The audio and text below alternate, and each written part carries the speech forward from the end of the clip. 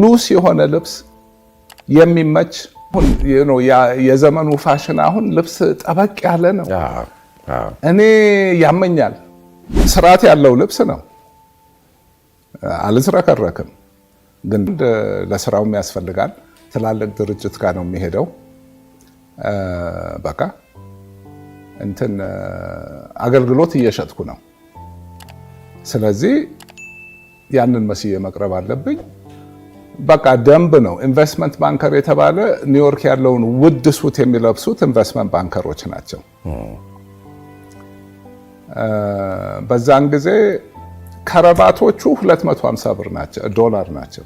አንድ ከረባት ለምን ይሄ ሄርሜዝ ምናምን በቃ የመጨረሻ የዲዛይን በቃ ኦልሞስት ወደ ፉክክር ያንን ካላረክ እንትን ገና ሲጀመር ሳይሆን ነው ሁለተኛ ደረጃ አሶሲየት አሲስታንት ቫይስ ፕሬዚደንት ቫይስ ፕሬዚደንት እየተባለ ሲመጣ በቃ ዩኒፎርም ይመስልሃል።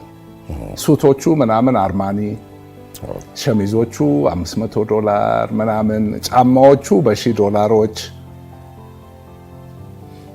ያንን አልፌዋለሁ ህይወት ውስጥ። እዚህም ሀገር ስመጣ ጀምሮ ግን አሜሪካን ሀገር የመጨረሻው 4 ዓመት የራሴን ስራ ነው የሰራሁት። ልክ ያንን ስጀምር በቃ ካሊፎርኒያ ነበርኩኝ። ደግሞ አየሩ ቆንጆ ነው ምናምን። ብዙ ጊዜ ቁምጣ ምናምን እንደውም ቲሸርት ነው የማደርገው። ደንበኛ ጋር ሲሄድ ለብሳለሁ። የራሴ ስራ ሆኖ አሁንም ደንበኛ ጋር ነው የሚሄደው። እዚህ ሀገር ስመጣ የራሴ አለቃ ሆንኩኝ። ያ ደግሞ በቃ ወጥቶልኛል። እንዲህ በቃ ሉስ የሆነ ልብስ የሚመች ልብስ አሁን የዘመኑ ፋሽን አሁን ልብስ ጠበቅ ያለ ነው። እኔ ያመኛል። በአጠቃላይ ሰውነት እኮ ደም እንዳይዘዋወር እየወጠርከው ነው። የኔ ሁሌ ልብሶቼ ናቸው በቃ ሁሉ ነገር ልቅ ነው። እና አሁን ደግሞ ያው ያለውበት የህይወት ደረጃ ማርኬቲንግ ውስጥ አይደለሁም። የምሸጠው ነገር የለም ይሄን ያህል በቃ። ስለዚህ ስርዓት ያለው ልብስ ነው፣ አልዝረከረክም። ግን ደግሞ በቃ አንገቴን አልወጥረውም። እስቲ አንድ ነገር ልጠይቅዎ። በ2008 ፍርድ ቤት ችሎት ፊት ቀርበው እኔ ገንዘብ የለኝም፣ ቤት የለኝም፣ መኪና የለኝም ብለው ሲናገሩ እንደው ለብዙዎቻችን ቀልድ ነገር ነው የመሰለን። ግን እርስዎ የምሮን ነበር እንዴ? ፍርድ ቤት አይዋሽም አይደል? ፍርድ ቤት እንዴት ይዋሻል? እና እንትን ለገንዘብ ቦታ ሰጥቼ አላውቅም። ሲያደለኝ እንግዲህ ከልጅነቴ ጀምሮ በጣም የተሟላ ህይወት ነው የምኖረው። አባቴ ዲፕሎማት ነው። ውጭ ሀገር በቃ የዚህ ሀገር አሁን የውጭ የኤምባሲ ሰዎች የሚኖሩትን ኑሮ እናያለን። ትልቅ ቤት፣ ትልቅ ግቢ፣ ጥሩ ሰፈር፣ ጥበቃ ምናምን። ለምን መንግስትን ወክለህ ነው የምትሄደው። ስለዚህ ምንም የማውቀው ነገር ገንዘብ ራሱ ትርጉሙ ብዙ በቃ ሁሉ ነገር አለ። ስለዚህ ምንድነው ችግሩ? አሜሪካን ሀገር ሄድኩኝ። ያኔ ነው አሜሪካን ሀገር ሲሄድ እንትን እናቴ $2000 ሰጥታ ላከችኝ። እሱንም ገንዘብ ከጥሮታ አውጥታ ስራ ላይ ነበረች። ምን ግን whatever አሜሪካን ሀገር ገባው። ከዛ በኋላ በቃ ራሴን ችዬ ነው የኖርኩት። ሰራለው ቅንጦት ነገር ምናምን ብዙ ተማሪ ሆነህ ደግሞ ምንድነው ትምህርት ላይ ነኝ ምናምን። ትምህርት ቤትም ሰመር ሲሆን ወጥቼ እሰራለሁ። ያልሰራሁት አይነት ስራ የለም። ለምን ያሯስን መቻ አዳሪ ሲሆን ስኮላርሺፕ ነበርኩኝ እንትን በትምህርት ጊዜ በቃ ምንም ሳልሰራ ጥሩ ትምህርት ቤት ተምሬያለሁ። ከዛ ልክ ትምህርት ስጨርስ ደግሞ ዎል ስትሪት ገባው። ዎል ስትሪት ማለት አሜሪካን ሀገር ከሁሉም ኢንዱስትሪ ከሁሉም ፕሮፌሽን በላይ የሚከፈልበት ቦታ ነው። እዛ መግባት ማለት ሎተሪ ነው። እኔ የገባሁበት ኢንቨስትመንት ባንክ ኬደር ፒቦዲ የመጀመሪያው ጥቁር ነኝ ፕሮፌሽናል ኢንቨስትመንት ባንኪንግ ውስጥ። ሙሉ ትልቅ ፎቅ ነው። ጥቁሮች ታያለ። ጸሐፊው ጥበቃው ጋር ምናምን ጋር ይሄ ትሬዲንግ አለ። ትሬዲንግ ላይ ከደንበኛ ጋር አትተያይም፣ በስልክ ነው ትሬዲንጉ። ትሬዲንግ ላይ አንድ ጥቁር ነበረ፣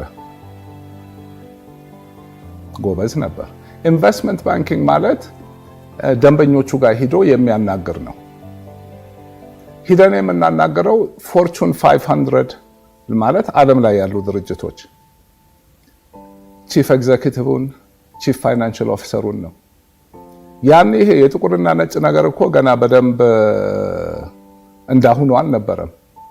እኔ ኮሌጅ ሆኜ ቦስተን መንገድ ላይ ዝም ብዬ ሲሄድ መኪና እየነዳው ማብራት ላይ ቆሞ ትልቅ ሽማግሌ የምትለው ሰው መስኮቱን አውርዶ አንድ ቀን ይሄ ማለት ኬምብሪጅ ማሳቹሴትስ አቨኑ 10 ደቂቃ ብትሄድ ሃርቫርድ ግቢ ውስጥ ነው የምትገባው።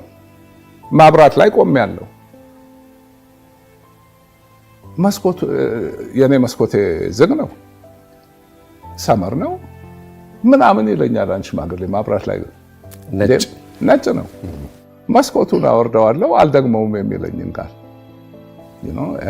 ንገር ምናምን ግራ ገባኝ። ከዛ ማብራቱ ሲለቀን ከፊቱ ሄድኩኝ። እሱንም ሰደብኩት። ሰው ሰድቤ የማላውቀው እኔም ሰደብኩት ምናምን። ይሄ አሁን ኮሌጅ ሆኜ ነው የተለመደውን። ቦስተን ደግሞ በጣም ሬስስ ከተማ ነበር። ትምህርት ጨርስ 8 ዓመት ቆይቻለሁ እዛ። ስራ ቦስተን ጭራሽ አላየውም። ከዛ መውጣት እንዳለ ማታ ማታ አሁን ክለብ ምናምን እንወጣ ነበር አሉ ክለቦች። ጥቁር ከሆንክ ተሰልፎ ኢንቪቴሽን የት አለ ይልሃል። አትገባም ነው፣ ፕራይቬት ፓርቲ ነው ይልሃል። ሶ ኒውዮርክ በዚህ ጊዜ ነው የሄድኩት። ኒውዮርክ ግን በጣም የተሻለ ነው። ቦስተን ኋላ ቀር ነበር ያኔ፣ የራሱ ምክንያቶች አሉት። ሶ እዛ ገባው፣ እከፈላለሁ ብር። አሜሪካ ነገር በቃ ስከፈል ነው የኖርኩት። እና ስለዚህ አንድ ነው የገንዘቡም ብዙ ጉጉት የለም። ግን አሁን እዚህ ባለው ሁናቴ ያለሁበትም የህይወት ደረጃ እንግዲህ ብዙ ኖር ያለው እንደፈለከው እንደራስህ መኖር ትችላለህ። ሰውም ይቀበልሃል። ለምን አሁን ማንነትህን አረጋግጠሃል። ምንም ለበስክ እሱ ይገባኛል። ነው ፍርድ ቤቱ ላይ ለምጣለህ ብር ሳገኝ አልይዝም። ብር ነው በቃ እሰጣለሁ፣ ኢንቨስት አደርጋለሁ። ለነገ ችግር ቀን ይመጣል ብዬ የማስበው ነገር የለም። እዚህ ሀገር መጣው የነበረኝ ብር ኦፍኮርስ በቃ ብዙ ያው መጽሐፉ ላይ ያለ ታሪኩ ተዘረፈ አለቀ። ግን ሁሌ ደግሞ somehow ወይ ፓርትነር ይሆናል ወይ የሆነ ነገር አልይዝም። ከዚህ ሀገር ያለ ችግር መጥቶ ስወጣ $3000 ነበረኝ ውጭ። 2 ዓመት ቆይቼ ነው የመጣው። መጽሐፉ ላይ አንብቤዋለሁ። ስለዚህ ፍርድ ቤት ቀርቤ እንደዛ ስል ታስር ያለው ድርጅቶች አሉ። ድርጅቶቹ በቃ የለሁም እዛ። ከዛ ማገኘውም የምወስደውም ነገር የለም። ኦልሞስት ለረጅም ጊዜ የነበረብኝ ብድር ዘመድ ምን በአጋጣሚ ደግሞ 1-2 ዝም ብሎ ይሄ ማማከር ስራ ዝም ብሎ ራሱ በር አንኳኩቶ መጣ። ሰው ለማመን ያስቸግረዋል። አቶ ኤርሚያስ ይሄን ሁሉ ድርጅት አቋቁሞ ይሄን ሁሉ ነገር አድርጎ ብዙ ሰው ደግሞ እንደራሱ የሚያስበዋል። ብቻ እንዴት ብር አይኖረውም? እንዴት የራሱ ቤት አይኖረውም? እንዴት መኪና አይኖረውም? ስለ ቤት ያለኝን አመለካከት ልንገርህ። አሜሪካ ነገር ቤት ነበረኝ። ቤት ላይ ብር ከማጠፋ ስራ ላይ አድርጌው መስራቱን ነው የምፈልገው። ብዙ ጊዜ ሰው አንድ ነገር በሆነ አትሊስት ቤት ኪራይ የለኝም፣ ቤት አለኝ፣ ኢንቨስትመንት ነው፣ ወደ ስራው ነው የማተኩረው። እርሶ ሰዎችን ቤት ግዙ እንጂ እያሉ የወተውበት አብዛኛው ሰው እኮ የአመለካከቴ ነገር ነው፣ ወሳኝ ነገር ነው፣ ማድረግ ይገባል። እኔ በአንድ በኩል ቤት መግዛት የሆነ መታሰር ይመስለኛል። በቃ እዛ ነኝ የኔ ቦታ። ክራይ ቤት ሲሆን በቃ ተነስቼ እሄዳለሁ። አሁን ራሱ የምኖረው ጌስት ሃውስ ውስጥ ነው። ለምን የቤት ኃላፊነቱን ራሱ አልፈልገውም። ቤት ውስጥ ሰው አልፈልግም። ግቢዬን መጠበቅ አልፈልግም። ጥበቃ ያለ እኔ ሸክም ነው። የሚመቸኝ ቦታ ቅልል ብሎኝ ነው መኖር። ኃላፊነቱን አልፈልግም። የቤት ባለቤት መሆን ስራ ነው፣ ጥቅም አለው። እኔ ስራውን አልፈልገውም። ስለዚህ ደግሞ እንትን ነው አሁን ያለውበት ቤቴ 100 ሜትር ካሬ ናት። አልፈልግም ትልቅ ቤት። በቃ ከ100 ሜትር ካሬ በላይ ምን ያደርግልኛል? የሆነ ስራ ነው፣ አያስፈልግም። ለቤት ቦታ አልሰጥም። ለወደፊትም እኔ መግዛቴን እጠራጠራለሁ። መኪናውስ? አልነዳም መኪና። 10 ዓመት ሆኖኛል መኪና ከነዳው። መንዳትም አልፈልግም። በቃ ትራንስፖርት ነው መኪና።